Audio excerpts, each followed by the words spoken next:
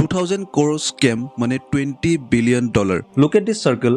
এইটো হ'ল $1 million and এইখিনি হ'ল $10 million আৰু এইখিনি হ'ল $100 million and এইখিনি হ'ল $1 billion আৰু বিশাল ফুকনে যোনটো স্কেম কৰিছে 200 crore সেইটো ইয়াৰে 20 গুণ হয়। আজিৰ ডেটত ৱেল্থ ইনইকুৱেলিটি এটা বহুত ডাঙৰ প্ৰব্লেম হৈ পৰিছে।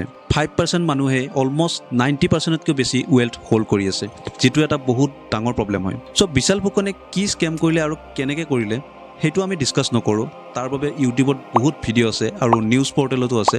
আমি আজি এনেকুৱা এটা টপিক ডিছকাছ কৰিম যিটো হয়তো আমি আগতে শুনা নাই বা আমাক কোনো শিকোৱা নাই। য়েছ, সেইটো হ'ল money and economic system. Every country has their own economic system আৰু আমাৰ ইণ্ডিয়াখন হ'ল এখন কেপিটেলিষ্ট ইকনমিক ছিষ্টেম।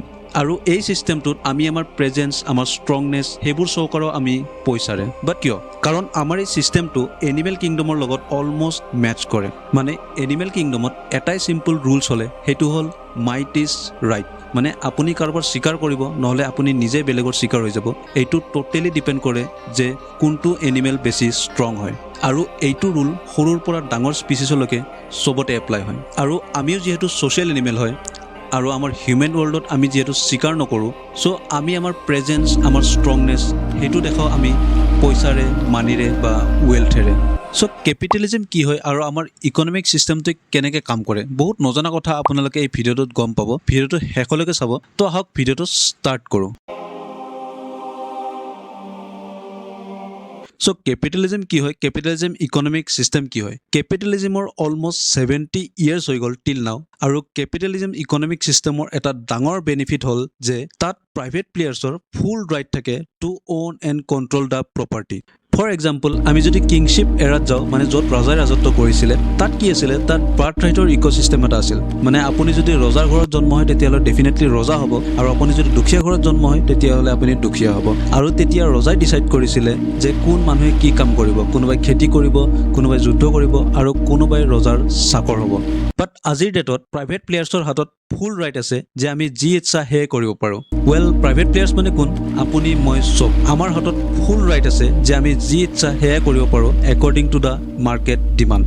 আৰু মাৰ্কেট ডিমাণ্ডৰ ওপৰত ডিপেণ্ড কৰিয়ে বিজনেছমেনবোৰে হিউজ প্ৰফিট আৰ্ণ কৰে, আৰু সেই প্ৰফিটৰ হিউজ পাৰ্ট এটা নিজৰ লগত ৰাখে আৰু স্মল পাৰ্ট এটাহে গভৰ্ণমেণ্টৰ লগত শ্বেয়াৰ কৰে। বাট আগতে সেইটো উল্টা আছিলে। আগতে যিমান ইনকাম হৈছিলে মানুহবোৰে তাৰে মেক্সিমাম প্ৰফিট ৰজা মহাৰজাৰ লগত শ্বেয়াৰ কৰিছিল আৰু সৰু পাৰ্ট এটাহে নিজৰ লগত ৰাখিব পাৰিছিলে।